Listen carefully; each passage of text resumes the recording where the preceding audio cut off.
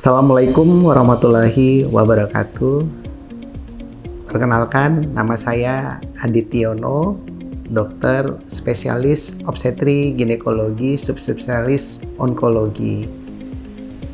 Saya di sini sebagai dosen di Fakultas Kedokteran Universitas Jenderal Sudirman. Untuk saat ini, saya bermaksud membuat video ini sebagai salah satu persyaratan sertifikasi dosen. Mata kuliah hari ini adalah kanker ginekologi. Dengan tujuan dibuat untuk mempermudah mahasiswa memahami apa itu kanker ginekologi berdasarkan epidemiologi, faktor risiko, diagnosis, dan tata laksana. Capaian pembelajaran lulusan dari kuliah yang kita buat pada kali ini adalah diharapkan mahasiswa mampu memahami apa itu kanker ginekologi, jenis-jenis kanker ginekologi, epidemiologi, deteksi dini, dan cara tata laksana dari kanker ginekologi. Pokok bahasan pada kuliah yang kita buat kali ini adalah sebagai proses pembelajaran mengenai kanker ginekologi meliputi kanker serviks, kanker vagina, kanker endometrium, dan kanker ovarium.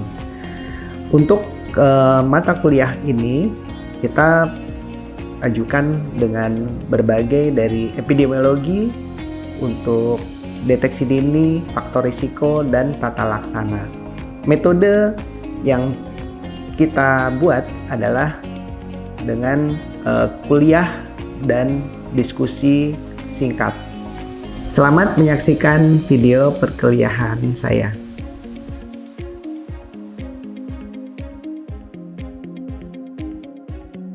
Assalamualaikum warahmatullahi wabarakatuh. Selamat siang. Ya, jadi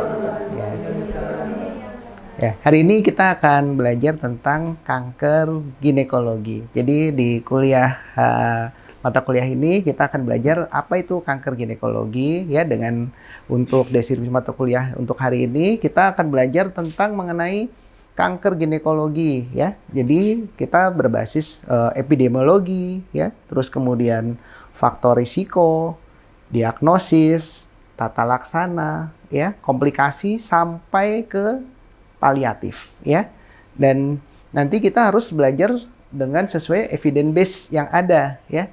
Dan capaian dari pembelajaran ini adalah Anda harus bisa menunjukkan sikap profesionalis sebagai dokter ya, sebagai calon dokter yang nanti akan menangani pasien-pasien di mana itu kanker ginekologi kasusnya semakin banyak yang akan kita tangani ya. Kemudian kita juga harus memiliki ilmu terhadap apa itu kanker ginekologi ya. Jadi itu penting untuk kalian ketahui dan mampu menerapkan pemeriksaan logis dalam suatu diagnosis, tata laksana, dan menangani komplikasi dari kanker ginekologi. Dan kita juga jangan lupa, kita harus tahu melakukan suatu tindakan komprehensif penanganan kanker ginekologi secara umum ya. Ya, selanjutnya. Ya. Jadi ini kuliah yang akan kita pelajari hari ini tentang kanker ginekologi. Ada yang tahu apa itu kanker? Mungkin? Apa kanker? Jadi kanker itu kayak bagian tubuh yang berpolarisasi dok, jadi yang abnormal. Gitu. Oh iya. Mungkin ada yang punya pendapat yang lain. Apa itu kanker? Anda sudah belajar kanker, bedanya tumor dengan kanker apa? Jadi kita tahu ada tumor, ada kanker ya. Ada tumor jinak, ada tumor ganas ya. Yang namanya tumor ganas itu adalah kanker ya. Jadi tumor jinak ya pertumbuhannya lambat ya. Tapi kalau kanker dia mengalami perubahan yang di luar siklus normal ya. Di situ dia bisa mengalami metastasis, apalagi selain metastasis dia bisa menyebar ke organ yang lain tadi ya, juga dia tumbuhnya terus ya, tidak terpengaruh oleh gen yang normal. Jadi memang pertumbuhan sedikit berbeda dengan tumor jinak pada umumnya ya. Yang nanti akan kita bahas pertama ya, slide. Ya, jadi hari ini kita belajar tentang kanker uterus ya. Jadi kanker uterus atau kanker endometrium.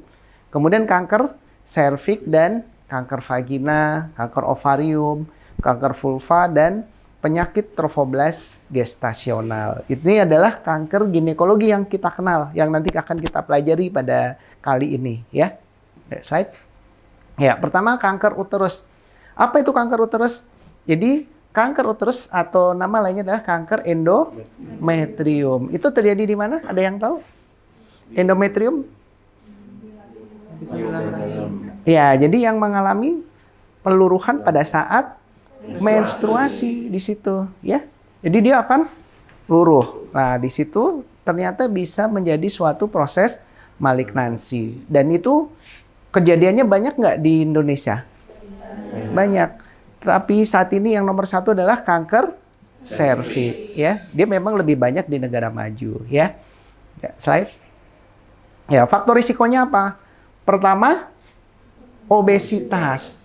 Jadi berat badan yang berlebih itu memiliki resiko yang lebih tinggi untuk terjadinya kanker endometrium. Terus kemudian yang lebih penting adalah paparan dari estrogen ya. Jadi dengan adanya estrogen dia akan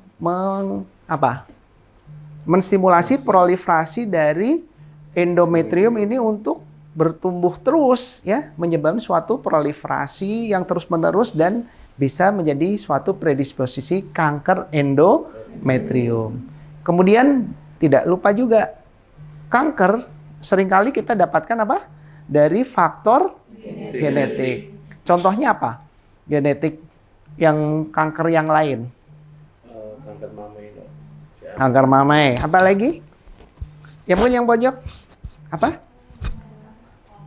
CA kolon. Terus apa lagi? Ada lagi? CA tiroid. Ada lagi? Ada juga kanker yang tidak berdasarkan genetik. Tapi pada kanker endometrium ini ternyata faktor genetik itu memegang peranan penting ya. Jadi misalkan pada kanker payudara ya, terus kanker kolorektal ya, kanker ovarium, kanker payudara itu lebih berpotensi untuk terjadinya suatu kanker endometrium ya. Kemudian tidak lupa adalah kelainan metabolik. Ya, contohnya apa? Diabetes. Ya, diabetes mellitus. Ya, selanjutnya. Ya, jadi klasifikasinya itu ada 2. Apa saja? Yang pertama, jadi tadi karena apa? Tadi estrogen. Ya, ini yang pertama adalah estrogen dependent, ya. Jadi kenapa? Karena rangsangan dari estrogen yang terus menerus, ya. Sedangkan yang tipe kedua dia tidak berhubungan dengan estrogen. Ada perbedaan nggak kira-kira?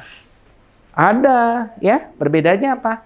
Jadi di sini kalau yang estrogen dependent dia lebih cenderung pada derajat yang rendah, ya. Prognosisnya biasa lebih baik di situ, ya. Pada usia yang lebih muda. Tapi kalau yang non estrogen dependent di sini karena ada perubahan namanya onkogen, ya. Jadi tadinya proto-onkogen menjadi onkogen. Jadi yang tadinya dia normal menjadi abnormal. Di sini ada gen P53 namanya.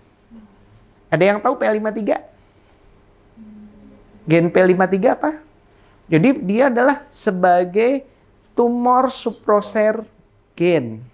Jadi dia sebagai fungsi untuk rem. Jadi kalau misalkan sel berubah, di situ mengalami perubahan, itu kan nanti ada checkpoint. Jadi tubuh kita tuh selalu dicek. Nah, pada saat ngecek itu, kalau misalnya di situ terjadi suatu kelainan, pertumbuhan sel tersebut akan dihentikan, direm. Nah, ini yang namanya P53. Tapi kalau P53 ini mengalami mutasi, yang akhirnya menyebabkan apa?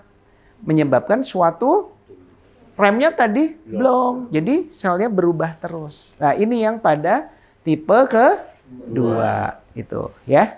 Ya, mungkin di sini bisa Anda nanti kita lihat bagaimana sih kenapa prognosisnya menjadi lebih buruk ya, karena di sini juga sering pada usia yang lebih tua. Ya, slide.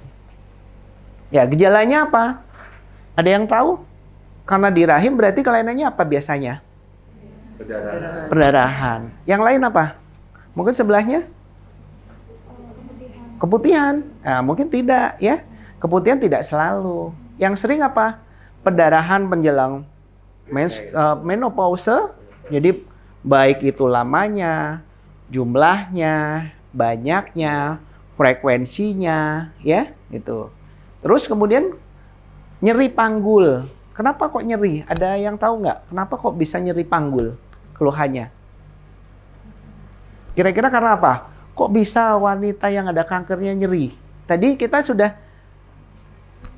di depan apa? Kenapa kanker? Iya, metastasis. Jadi metastasis itu melalui apa saja? Ada langsung, apalagi? Hematogen, apalagi?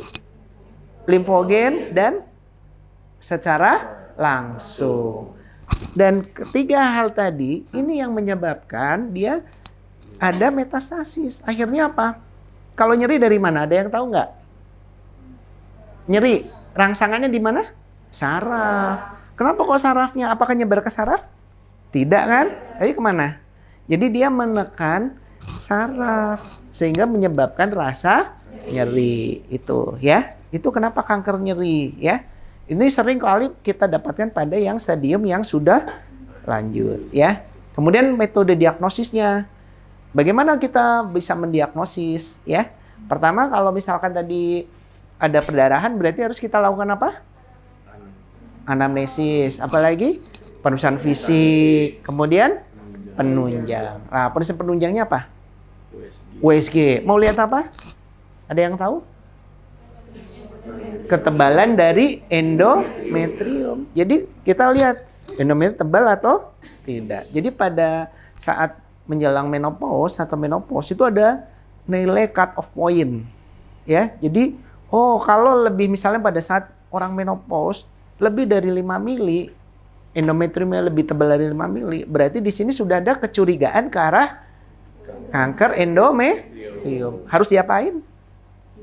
Biopsi. Nah, biopsinya bagaimana? Dengan melakukan, kalau ngambil dari endometrium, ngambilnya pakai apa? Kuret, betul. Jadi harus dikuret endometrium untuk mengambil jaringannya, ya. Jadi nanti setelah diambil, itu kita lihat, ya. Nah, makanya dari biopsi endometrium itu atau kuretase, ya. Bisa juga dengan histeroskopi. Histeroskopi itu diintip, diinceng, ya. Ada scan MRI itu untuk lihat penyebarannya dia kemana, ya. Ya, PET scan itu untuk lihat dia ada nyebar kemana, tapi dengan kontras nanti dimasukkan, ya. Berikutnya, ya. Kemudian untuk stadium kanker itu cuma ada 4. 1, dia terbatas pada endometriumnya, ya. Ya. Kemudian 2, dia menyebar ke organ terdekat. Di mana? Dia baru ke serviks. Stadium 3 menyebar, dia lebih jauh. Ya, kemana dia?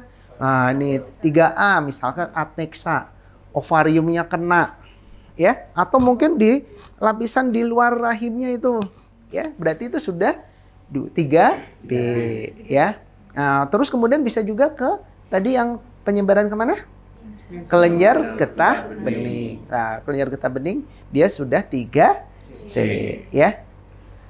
Dengan peningkatan stadium, kira-kira prognosisnya berubah nggak? Berubah. Kenapa ada stadium tadi?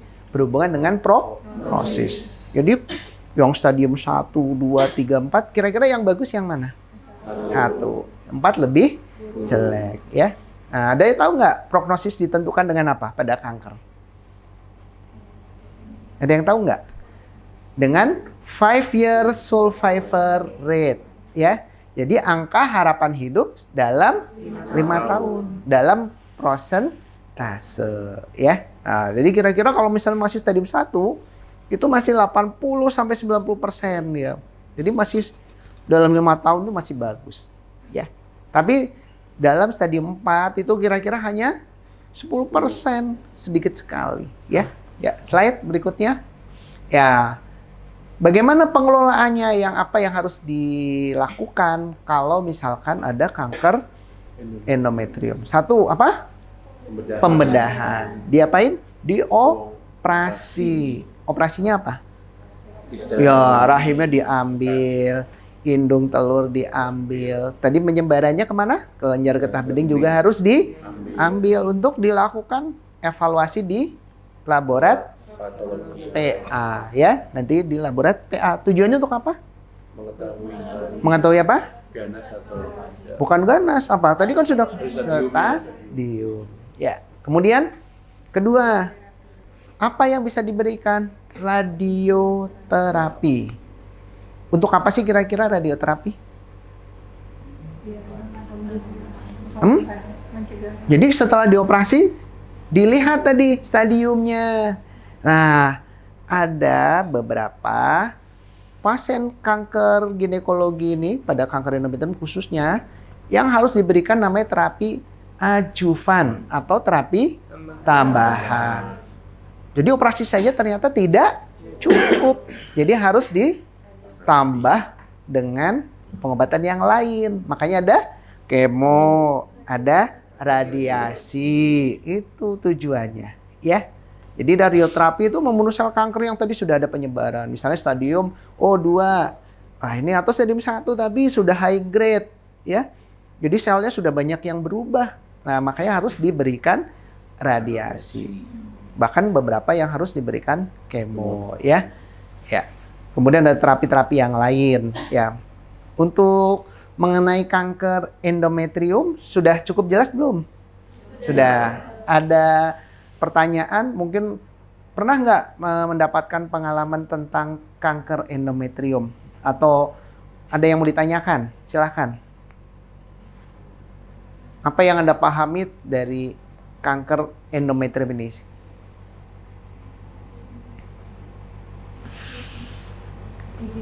Ya, silahkan. Sebelumnya perkenalkan, nama saya Nurul Bradawiyah sebagai koas. Izin bertanya, pada saat poli itu lumayan banyak nemuin cewek endometrium, dokter. Nah, dari beberapa faktor resiko yang mungkin bisa menyebabkan faktor kanker endometrium, kira-kira apa yang mesti kita tanya pada saat anamnesis dan harus digali agar kita bisa berpikir bahwa pasien ini mungkin terkena CA endometrium, ya. gitu, dok. Jadi intinya apa dari pertanyaan teman Anda tadi? Ya, mengetahui faktor resiko. Tadi kan ada apa? Obesitas. Apalagi? Ya? Faktor genetik. Jadi kita harus lihat ibunya berat badannya, Bu, sebelum perdarahan ini kan mesti gejalanya tadi, tanda gejalanya. Mesti pertama apa? Perdarahan yang abnormal, dia banyak, ya. Terus siklusnya mungkin menjelang menopause, ya. Kedua, obesitas. Ada faktor obesitas nggak? Jangan-jangan ibunya tadinya berat badan misalnya 80, tinggi badan 150, kan dia obesitas, ya. Terus ada faktor genetik di dalam keluarganya. Harus ditanya, ibu ada nggak kanker di dalam keluarganya? Neneknya, saudaranya, ya, ibunya. Ada nggak kanker tadi? Ada kanker kolorektal, kanker payudara, kanker ovarium, ada atau tidak, ya. Terus kemudian faktor risiko yang lain? Diabetes, kelainan metabolik, ya. Misalkan diabetes mellitus. Mungkin ibunya nggak tahu kalau dia ada faktor risiko tadi. Tapi apa? Misalkan DM, biasanya gejalanya? Ya, polidipsi, polifagi. Terus apa lagi? Ya, poliuri. Terus gejala-gejala yang lain apa? Tangannya kesemutan, ya. Kebas itu karena dia neuropati perifer, ya. Ada mikroangiopati juga, kadang-kadang luka nggak sembuh-sembuh gitu, ya. Nah, terus kemudian kita, jadi itu kira-kira untuk mengetahui kalau ini ada faktor risiko kanker atau tidak, ya. Jadi dari anamnesis kita bisa lihat pemeriksaannya, terus kemudian nanti juga setelah anamnesis kita melakukan anamnesis, ya. Ya. Terima kasih. Mungkin itu yang bisa saya berikan untuk kuliah kali ini mudah-mudahan bisa dipahami dan Anda bisa tahu bagaimana tadi apa? Epidemiologi, faktor risiko, terus kemudian diagnostik, tata laksana dan komplikasinya dari kuliah ini. Ya, terima kasih. Selamat siang. Wassalamualaikum warahmatullahi wabarakatuh. Waalaikumsalam warahmatullahi wabarakatuh. Terima kasih.